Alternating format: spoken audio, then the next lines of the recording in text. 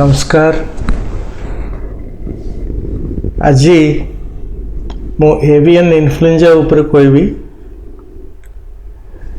Avian influenza is viral infection, particularly of domestic poultry, pets, zoo, and also wild birds. There are two pathotypes. One is low pathogenic avian influenza viruses, and other one is the highly pathogenic avian influenza viruses. Low pathogenic avian influenza viruses are very common, and they cause subclinical infections with respiratory disease, particularly in young broilers and also other birds, and it causes also drop in egg production among the layers. In case of highly pathogenic avian influenza viruses, they cause systemic disease, very severe systemic disease with multi-organ involvement and very high mortality. HPAI, that is highly pathogenic avian influenza, is also known as fowl plague, which was first described in 1878 in Italy. Influenza viruses, they belong to type A orthomyxovirus, and they are subtyped basing on the presence of surface glycoproteins, which are hemagglutinins that are 1 to 16 and neuraminidase 1 to 9, making total 144 subtypes.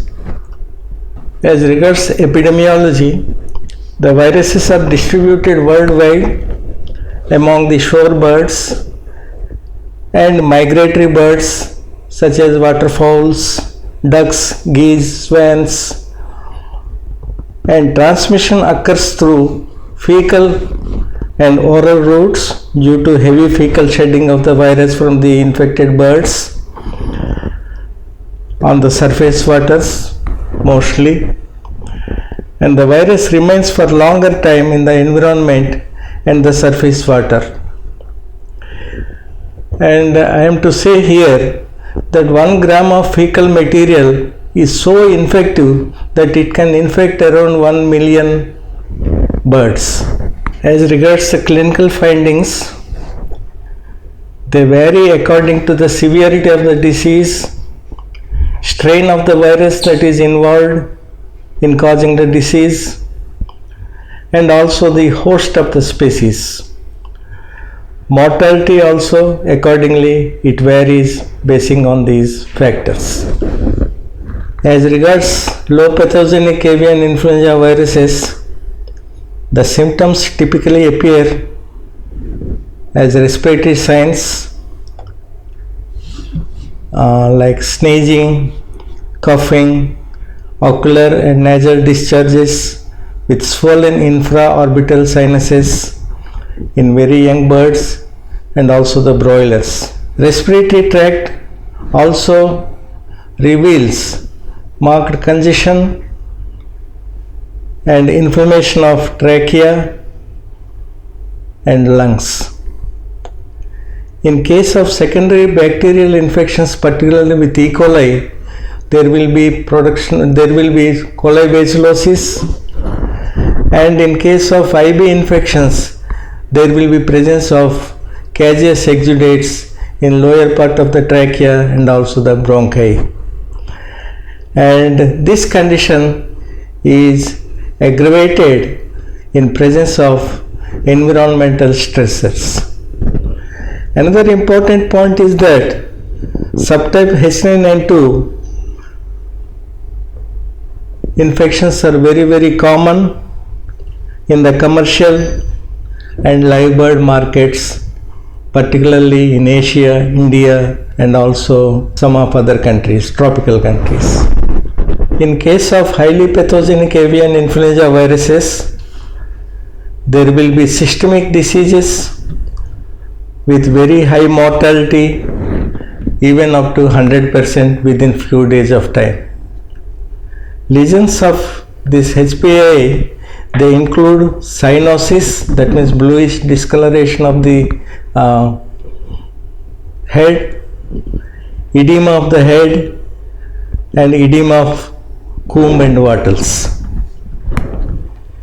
Edema and red discoloration of the shanks, feet are seen due to the subcutaneous hemorrhages in these areas, and there will be petechial hemorrhages on the visceral organs, proventriculus, gizzard, fat, and cecal tonsils seems to be hemorrhagic, and also there will be pancreatic necrosis.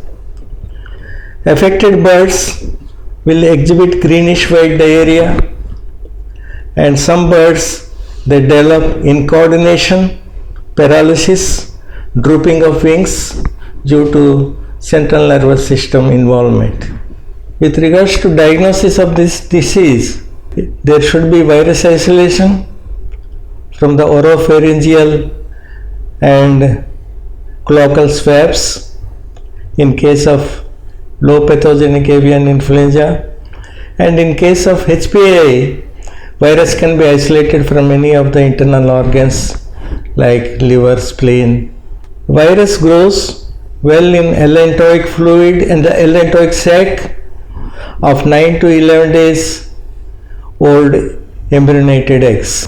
The disease has to be differentiated from very similar diseases like infectious bronchitis, infectious laryngotracheitis, Newcastle disease, mycoplasma infection, infectious coryza, ornithorhinotracheae bacteria, and acute fall cholera. With regards to prevention and supportive care, strict biosecurity strategies are to be adopted to prevent the introduction of the AI viruses into the poultry farm, and the best preventive measures are to be taken. Suspected outbreak should be reported to the appropriate regulatory authorities.